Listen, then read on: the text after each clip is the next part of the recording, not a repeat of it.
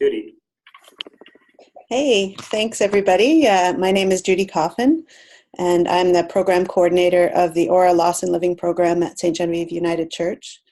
And it's a program that's been around for about, I'd say maybe 2.5 years now, from very beginning.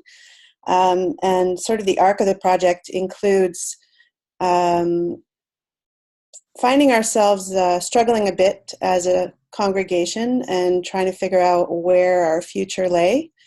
We have been doing a lot of partnership with a local funeral service provider, and we're thinking about and also very involved in things like Healing Pathway, and had a lot of groups meeting at our facility that were concerned with wellness. So we had sort of thought about doing something as a wellness center and got some initial funding from EDGEy to sort of explore some possibilities.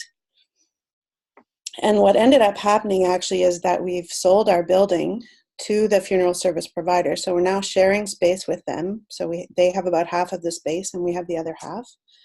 Our minister is a chaplain at the local palliative care center. So we sort of fine-tuned our original idea to look around bereavement. So the first program coordinator who was hired did a community needs assessment of our local community and spoke to a lot of community organizations and to see what else was being done about grief, what sort of needs there were about grief and loss in our community, and discovered that really, sort of as Alexandra had mentioned earlier, that grief and loss goes far beyond just when someone dies, that there are so many other aspects of grief and loss that people are struggling with, whether it's environmental grief, loss of a job, loss of identity, loss of, when natural disasters happen like floods and fires, all kinds of different things. And, so we're exploring a lot of those possibilities. But so we decided rather than just have a bereavement center, we would focus on loss and living as our sort of catchphrase, and making space for those kind of conversations about grief. So after that community needs, we started looking at some partnerships. So of course, one obvious partnership was with this funeral service provider that we have, who is also the owner of that, is a very involved in the community. Of course, the downside of that is with purchasing our building and doing all kinds of renovations, her attention was very focused on that for the last year or so. So she didn't have a lot of time to participate. She is on our advisory board. And we're hoping that now that we're sort of all settled, that we're going to do a lot more stuff together. But one of the early initiatives that we did was a project called Before I Die, which was based on a project that was originally started in New Orleans by Cindy Chang.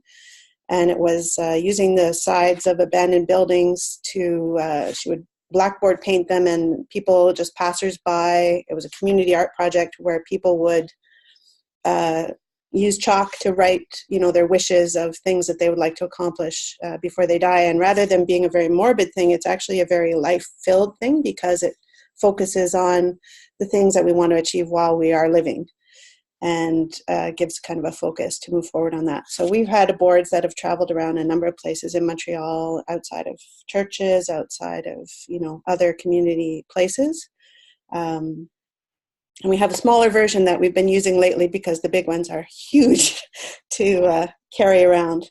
But we've also been doing a lot of workshops based on the needs that we see in the community. So, for specific things, including things like churches in transition. So churches and communities of faith experience a lot of grief when they have to sell their buildings, or when there's a lot of change, when the size of the congregation no longer allows the types of activities that used to happen. So it's about honoring the legacies that we have, but also looking, how do we move forward with that? How do we bring the hope piece? What are the good things that we can still bring forward, or what are the new things that we can do that will bring hope and life to our congregations? So that was a pretty interesting one. We have a lot of other sort of introductory level ones. We've just started one specifically for widows, a support group that meets a few times a month, in response to a direct need of people in the community totally unrelated to our church who have come saying, this is what I really need. I can't find it anywhere else. What can we do about that? So that's one of the areas that we've been doing. We've gone to other churches. We sometimes host them at our own church. One of the other ones that's kind of interesting that we've been asked to do is about the grief of downsizing of seniors, mainly having to sell their family homes and move into residences, or so that loss of the space that they know, probably the loss of a lot of their belongings and things that they've surrounded themselves with for years.